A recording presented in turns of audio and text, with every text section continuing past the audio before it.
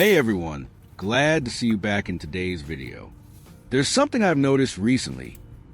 AA batteries are almost gone from store shelves across the US. They used to be everywhere, corner shops, supermarkets, you name it. But now, spotting them feels rare and almost unusual. It's a reminder of how quickly time moves, how technology shifts, and how the everyday things we once relied on slowly fade into the background. I'm sure many of you can remember those little moments. Digging through a messy drawer just to find a pair of batteries for the TV remote or an old toy. Funny how something so small could play such a steady role in our daily lives, quietly keeping everything running smoothly without us ever noticing. But here's where it gets interesting. While I was thinking about this, a new idea struck me. What if the core inside those batteries could be used in a completely different way? At first, it sounded a little strange, but the more I thought about it, the more exciting it became.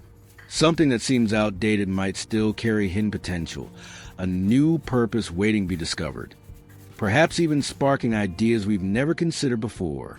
That sudden shift in perspective really caught me by surprise, and I believe it's going to surprise you too. So, without wasting any more time, let's get started. Here I've got an old handheld soldering iron that's missing a few wires in the tip. Instead of throwing it away, we're going to repurpose it. Of course, after this process, it won't perform the same as it once did, but at least we're not wasting it or adding to environmental harm. What we'll do is turn it into a leaner version, less powerful, yes, but more energy efficient and still practical enough for smaller, everyday tasks. I'm turning this battery core into a soldering tip by grinding the end smooth and trimming it shorter. Simple steps, but they'll decide how well it works. Let's see how it goes.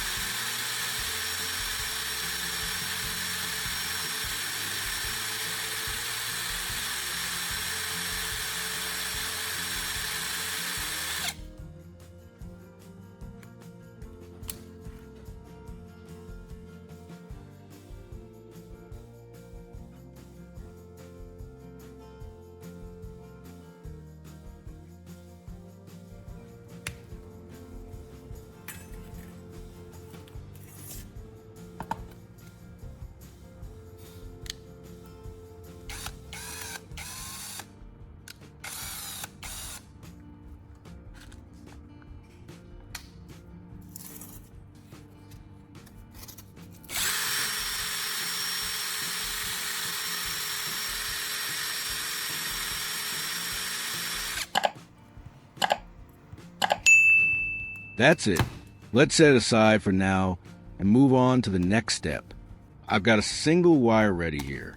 The first step is to connect one end of the wire to the soldering tip we just made.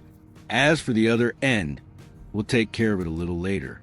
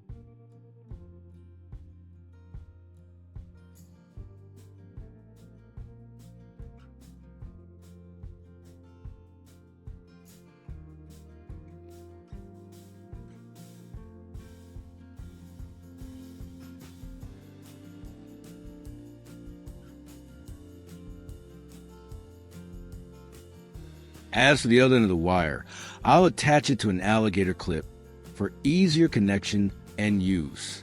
Here it is. This is the alligator clip we'll be using for the wiring step.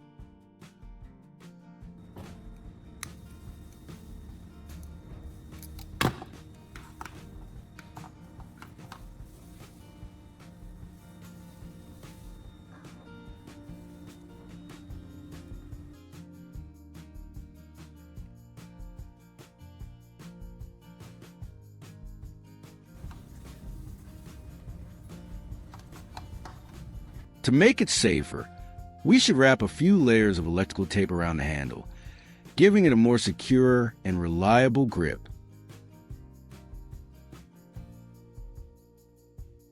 I've also prepared a second tool, a single wire with alligator clips attached to both ends. Here we've got a small battery, which will serve as a power source for this device. Now, let's hook it up to the battery. Pay close attention and be careful not to mix up the connections. One small mistake here could cause problems.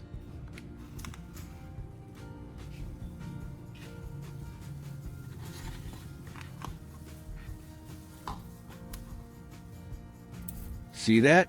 It worked! As soon as the two terminals touched, a spark appeared, showing that the circuit is live. Since the battery core is still damp, I'll dry out first before moving on to the testing phase.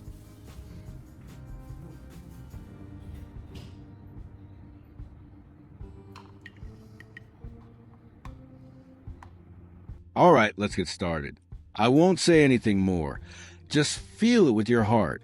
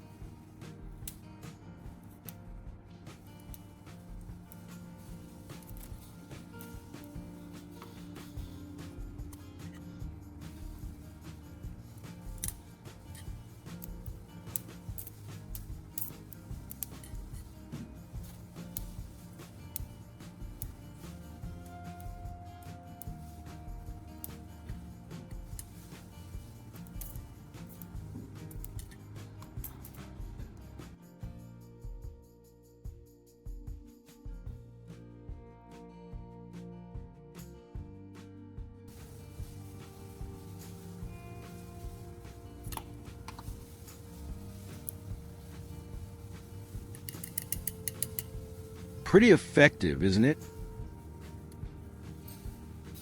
This final part is my gift to anyone who finds it truly useful. Now I'm going to repair my glasses frame using a special soldering method you've probably never seen before. It's simple, cost-effective, and gets the job done. Just follow along with me.